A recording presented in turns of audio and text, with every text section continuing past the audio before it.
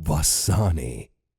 Sponsored by Kedella Mortgage Brokers, your local finance broker.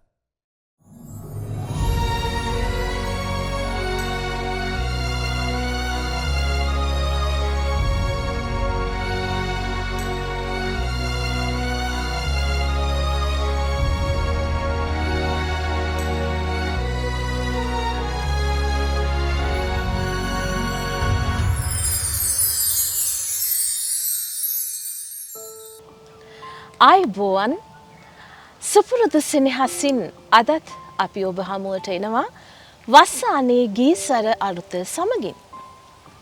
ගීතයේ ස්වරය සහ අරුත.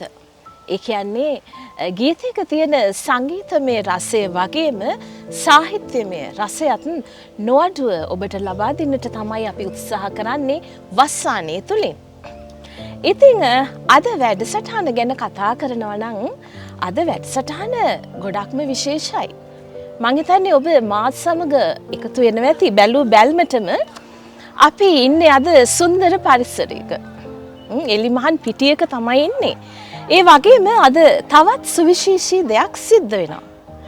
ඒ තමයි වෙනදා මං ඔබට හඳුන්වලා දෙන්නේ ගායන ශිල්පියෙක් එහෙම නැත්නම් ගායන ශිල්පිනියක්. නමුත් ඒ වෙනුවට අද අපි ඔබට හඳුන්වා දෙන්නේ වාද්‍ය ශිල්පියෙක්. ඉතින් ඔහු වාදකයෙක්. උත්තර භාරතීය රාගධාරී සංගීතයේ සලකුණ යන විරුදාවලියලත් සිතාරය නැමැති මනෝරම්‍ය මනමෝහනීය සංගීත භාණ්ඩයේ හඬ තමයි අද අපි ඔබේ සවනට මුසු කරන්නේ. ඉතින් කවුද මේ වාදකයා?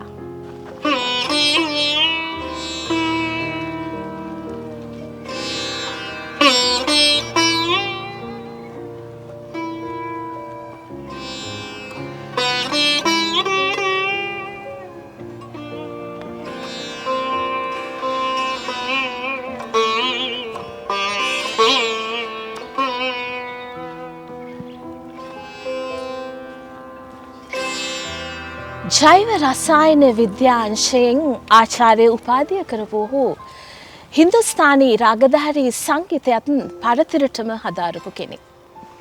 ඉතින් තවත් වැඩිදුර කතා නොකරම අපි අපේ වාද්‍ය ශිල්පියා හඳුනා ගනිමු. ඔහු නමින් හරින්ද රාජපක්ෂ. ආයුබෝවන් හරින්ද.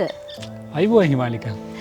ඉතින් හරින්ද මේ ඔබ මෙල්බන් පුරවරේ ඉඳලා විශේෂයෙන්ම අද අපේ වස්සානේ වැඩසටහනට තමයි ඇඩිලේඩ් බලා එන්නේ. ඉතින් ඔබත් සමග බොහෝ දේ කතා කරන්නට තියෙනවා.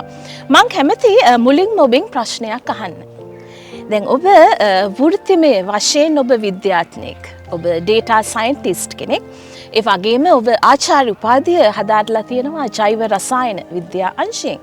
ඉතින් සංගීතය ඊටාත්ම පරතරට හදාරපු කෙනෙක් හැටියට තමයි මම ඔබව දකින්නේ. කොහොමද මේ සංගීත ගමන ආරම්භ වුණේ? ඔහු හිමාලිකා ඇත්තටම ඒක ටිකක් දිග කතාවක්. ඉතින් මම ඒක සැකවින් කියන්නම්.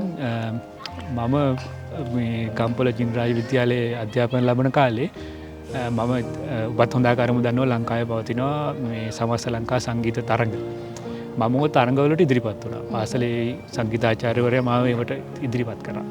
මම හිතේ ඉදිරිපත් වුණේ තබ්ලා වාදකයෙක් හැටියට පළවෙනිම.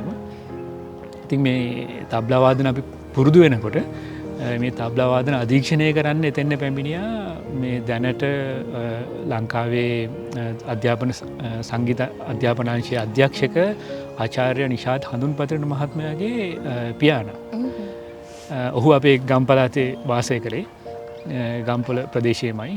ඉතින් ඔහු පැමිණි දවසේ ඉඳන් ඔහු මට මේ පැවසුවා මේ එන්න ඇවිල්ලා සංගීත ඉගෙන ගන්න. එහෙම මේ කීප සැරයක් ඔහු මටත් මගේ පියාණන්ටත් අපි දෙගොල්ලොන්ටම මේ ආරාධනා කරා ඔහුට ඇවිල්ලා සංගීතය හදාරන්න කියලා. ඉතින් මම ඔහු යටතේ සංගීත අධ්‍යාපනයට මම යොමු වුණා. යමු වුණාට පස්සේ ඔහු මට පළවෙනිටම වාදනය කරමට කියලා දුන්නේ එස් රාජ්‍ය කියන වාදන භාණ්ඩය. ඉතින් මේ එස් රාජ්‍ය එක වාදනය කරන අතරතුර ගෙදර තියෙනවා සිතාරයකුත් හරි. දැන් ඔබේ ගුරුතුමාගේ ගෙදර සිතාරයක් තියෙනවා. ගෙදර සිතාරයකුත් තියෙනවා. ඉතින් මන් දන්නේ නැහැ මම සිතාරයකට මේ කැමැත්ත ඇතුනේ කවද්ද කොයි වෙලාවද කියන එක මම දන්නේ නැහැ. හැබැයි මම පොඩි කාලේ නම් සිතාරයකට කැමතියි. ඉතින් සිතාරයක තියෙනවා. මං කීප සැරයක්ම කිව්වා මේ මම සිතාරයක ගහන්න කැමතියි කියලා. ඒ වුණාට මේ පතිරණ සර් කියලා කියන්නේ අපි එතුමාට සර් ඉඳගෙන කිව්වා මේ සිතාරයක් කියලා කියන්නේ ටිකක් අමාරු භාණ්ඩයක්. මේ ඒක නිසා පොඩක් කියන්නේ තා පොඩක් පස්සට යමු කියලා. කියන්නේ පොඩක් අපි පරක්කු කරලා බලමු කියලා. ඒ වුණාට මගේ බලවත් පෙරත්ත කිරීම මත ඔහු පස්සේ තීරණය කරා ආයෙනම් මම සිතාරයක උගන්වනවා කියලා. ඊට පස්සේ තමයි මම සිතාරයක ඉගෙන ගන්න පටන් ගත්තේ. ඇත්තම කියනවනම් මම සිතාරයක ඉගෙන ගන්න පටන් ගන්නකොට මට සිතාරයක්වත් තිබ්බේ නැහැ. අනිවාර්යයෙන්. ඉතින් ඒ විදිහට පටන් ගත්ත ගමන තමයි අද ඔබ බොහෝ දුර ඇවිල්ලා තියෙන්නේ. ඒ සංගීත භාණ්ඩයට තියෙන ආත්මීය බැඳීමක් කියලා තමයි මට හිතෙන්නේ. හොඳයි දැන් අපි තව බොහෝ දේ ඔබත් සමග කතා කරනවා අද වස්සානයේ තුලින්. මුලින්ම මම කැමති ඔබේ සංගීතයේ හඬ චුට්ටක් අහන්න, ඔබේ අනුවාදනයක් අහන්න. සංගීතයේ රස විඳින්න තමයි අපි හැමෝම බලාගෙන ඉන්නේ. ඉතින් ඔබ මුලින්ම තෝරගන්නේ සුනිල් එදිරිසිංහ මහත්මයා ගායනා කරපු හදේ කොතැනක හෝ හින්දි ඔබ කියන ගීතය. මොකද මේ ගීතය තෝරගන්න හේතුව මුලින්ම?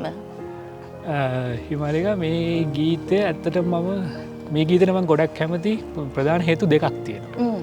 එකක් තමයි මේකේ සාහිත්‍ය රසය.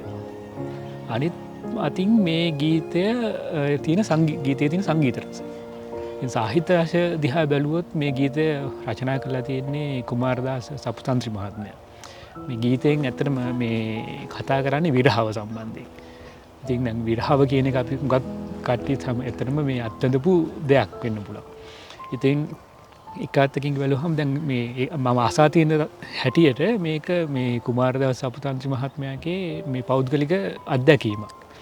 ඉතින් මේකේ සාහිත්‍ය රස කොච්චරද කියලා කියනවා නම් එක තැනකදී මේ කුමාරදාස සපුතන්ත්‍රි මහත්මයා විස්තර කරනවා ඔහුගෙන් වෙන් වෙලා යන පෙම්වතිය මේ කියන්නේ හවස මේ සඳා කාලේ සයුරේ ගිලී යන ඉර වගේ.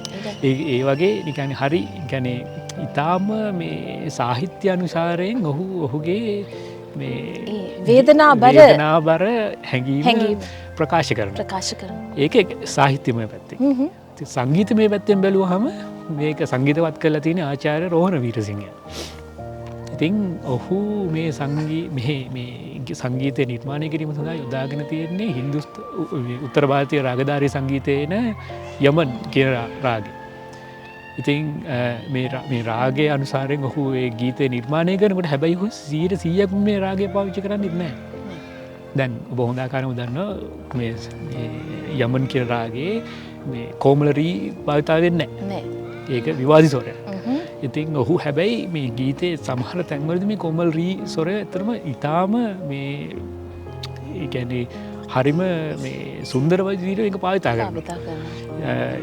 අනිත් එක ඔහු ඒ සඳහා භාවිතා කරලා තියෙන සංගීත නිර්මාණ ඒත් සමගම භාවිතා කරලා තියෙන වාදන භාණ්ඩ එතකොට මේ කියන්නේ මේ රාගයත් දිහා බැලුවම පස්සේ මේ රාගයේ ඇත්තටම මේ ගුණ විදිහට තියෙන්නේ මේ කරුණාව ඒ කියන්නේ මේ ශාන්ති රසය ඒ හැම දෙයක්ම ඉතා හොඳින් ප්‍රචලිත වෙන විදිහට මේක නිර්මාණය කරලා තියෙනවා. ඔව් ඇත්තටම ඔබ යමන් රාගය ගැන මතක් කරනකොට මට හිතුන දෙයක් තමයි යමන් කියන රාගය වෙර්සටයිල් රාගයක්. ඒ කියන්නේ ඉන්දියාවේ තියෙන සංගීත නිර්මාණ සංගීත කෘතීන් ගත්තත් යමන් රාගයේ විවිධ ගායන ශෛලීන් වලට යොදාගෙන තියෙනවා. ඒකක් තමයි අපි භජන් සංගීතයේ ගසල්, ටුම්රි, ඛයාල් මේ හැම ඒ වගේම චිත්‍රපට සංගීතය. ඉතාමත්ම ප්‍රකට චිත්‍රපට ගීත තියෙනවා යමන් රාග ආශ්‍රයෙන් නිර්මාණය වුණු. ඉතින් අර කරුණා ශාන්ත රසය පමණක්ම නෙමෙයි මේ රාගයේ ශෘංගාරය විරහමේ හැමදේම තාම සුන්දරව ප්‍රචලිත කරන රාගයක් තමයි ඔබ හොඳ මාතෘකාවකට ආවේ. මොකද මම ඔබෙන් මීළඟට ඉල්ලීමක් කරන්න යන්නේ යමන් කියන රාගයේ තියෙන ගති ලක්ෂණ පෙන්නුම් කරන අපි ඉන්දියාවේදී අපි කියන්නේ චලන් කියලා. මේ චලන් පොඩි කොටසක් ඔබ වාදනය කරලා පෙන්වන්න බැයිද අපි වෙනුවෙන්? වාදනය කරන්න.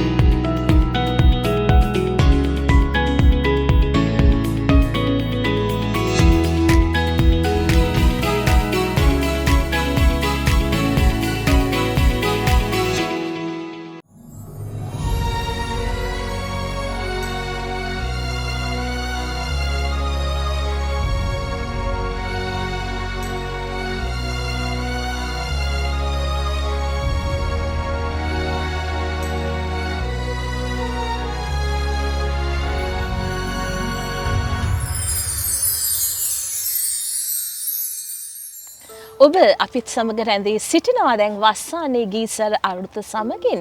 ඉතින් මතක් කරන්න ඕනේ අපේ වස්සානේ වැඩසටහනට සාදර අනුග්‍රහය දක්වන්නේ කැදැල්ල මෝගේජ් බ්‍රෝකර්ස්. ඉතින් ඔබවත් ආදරෙන් මතක් කරනවා ඒත් එක්කම ඉතින් හරිද ඔබේ වාදනය ඉතාමත්ම ලයන්විතයි.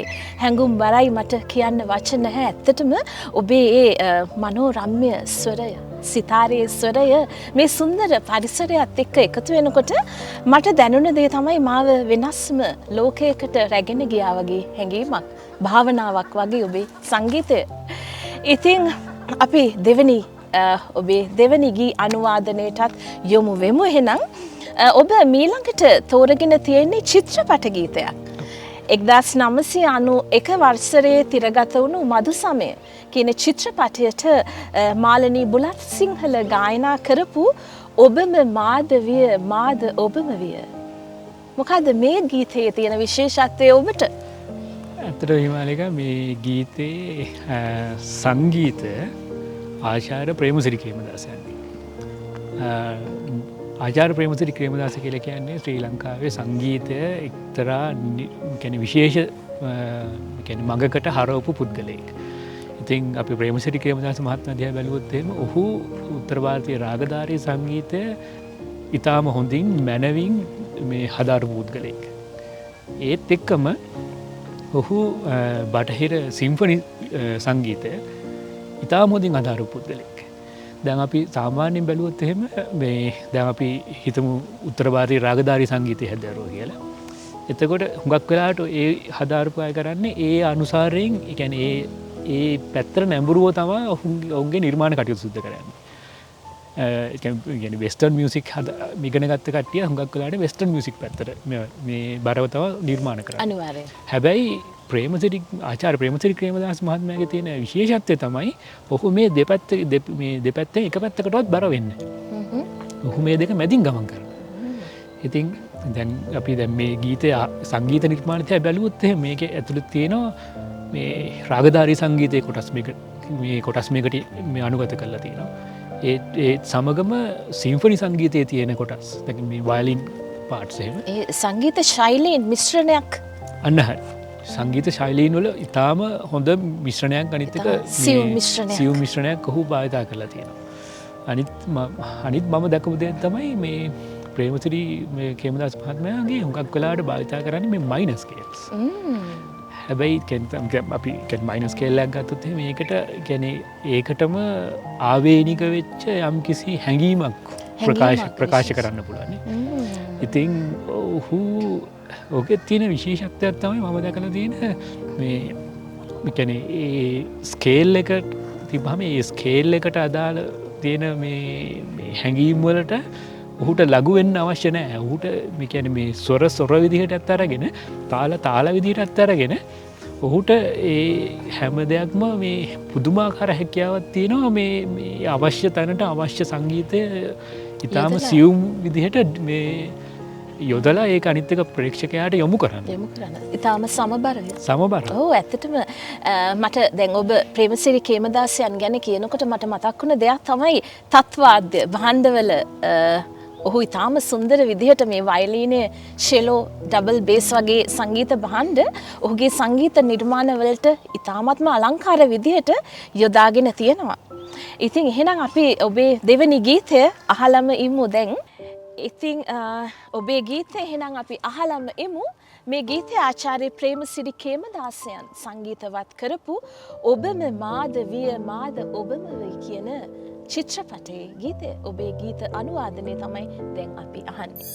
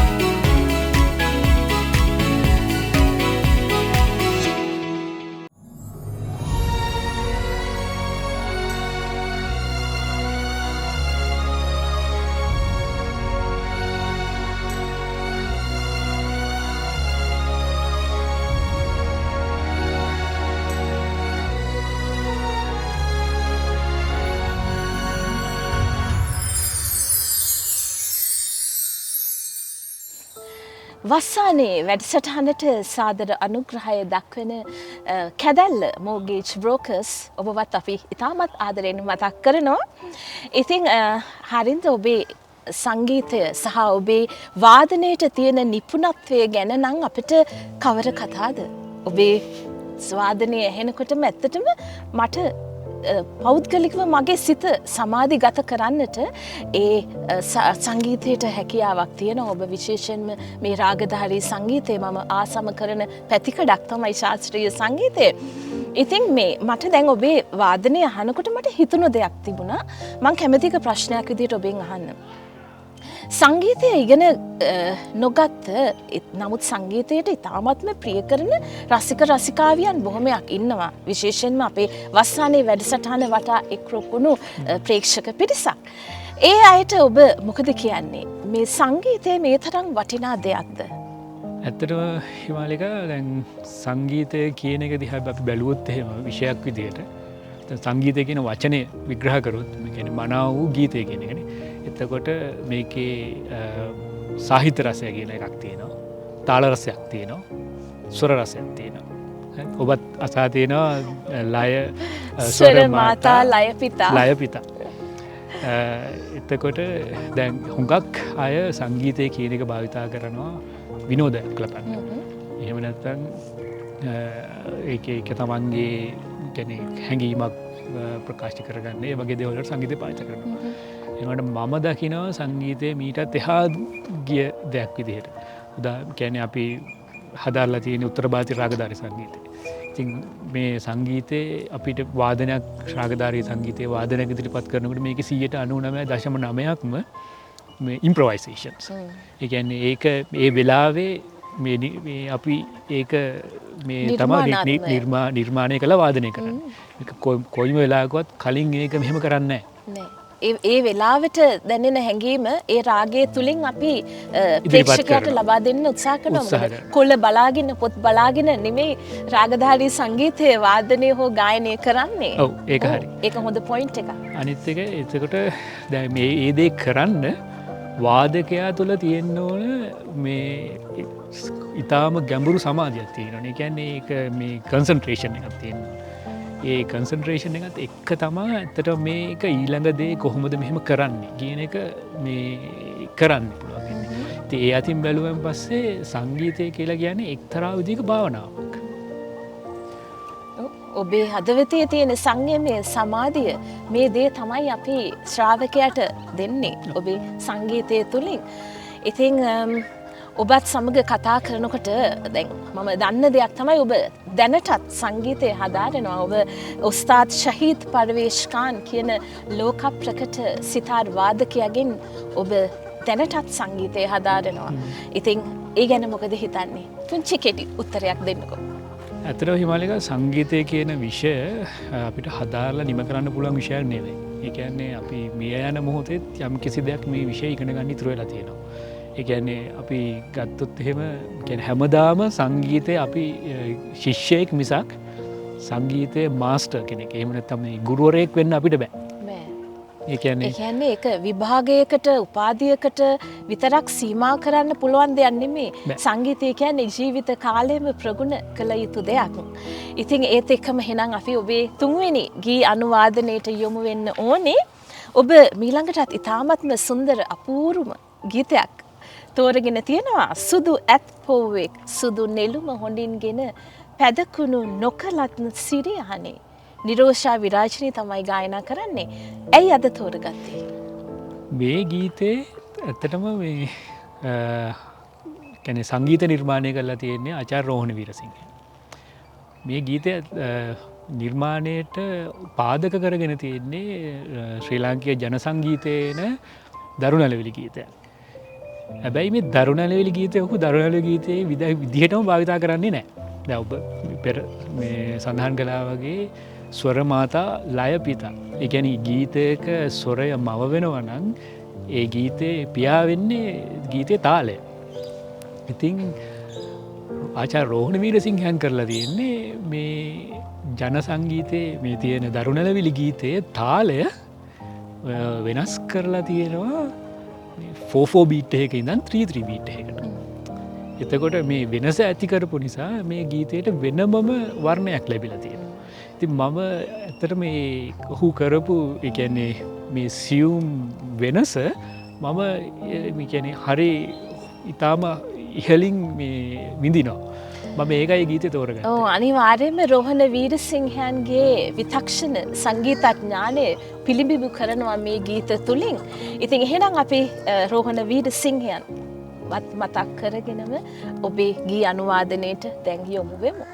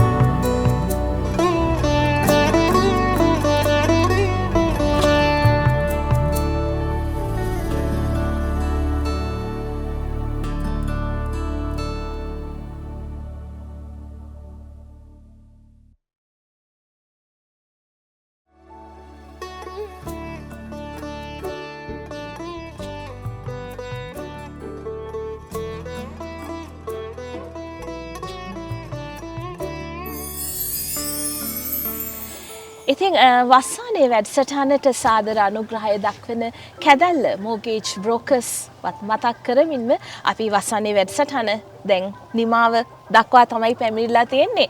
ඉතින් හරින්ද ඔබේ මේ ගීත අපි නැරඹුවා. ඉතාමත්ම සුන්දරයි මේ සුන්දර පරිසරයක කරලා තියෙන මේ රූප රචනාවන්.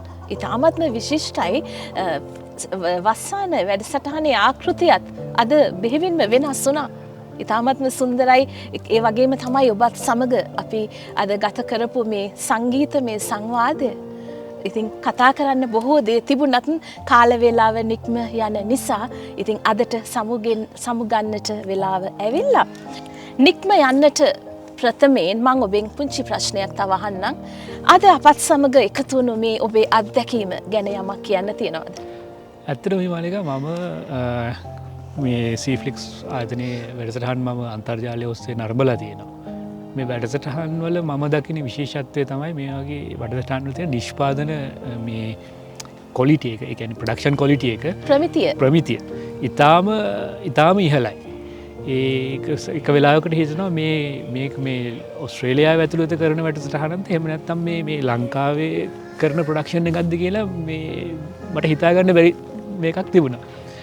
ඒත් එක්කම මේ අනිත් එක මේ වැඩසටහන් සඳහා තෝරාගන්න මාතෘකා ඒ හැම දෙයක්ම ඉතාම උසස් මට්ටමකින් පවතිනවා කියන එක ඇත්තටම ඉතා පැහැදිලිව පේනවා. ඉතින් මම ගොඩක් සන්තෝෂ වෙනවා අද මට මේ වැඩසටහනට ආරාධනා කිරීම සම්බන්ධයෙන්.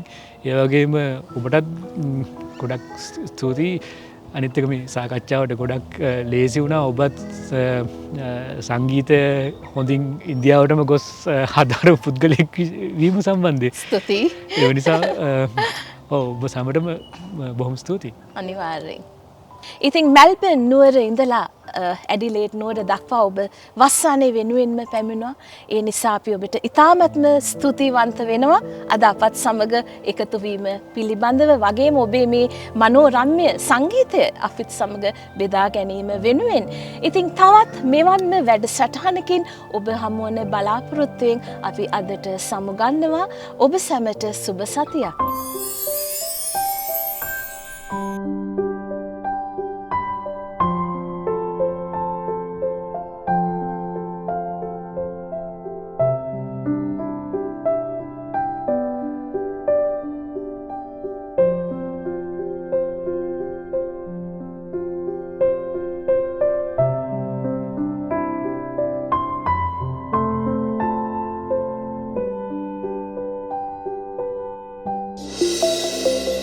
Cflix TV.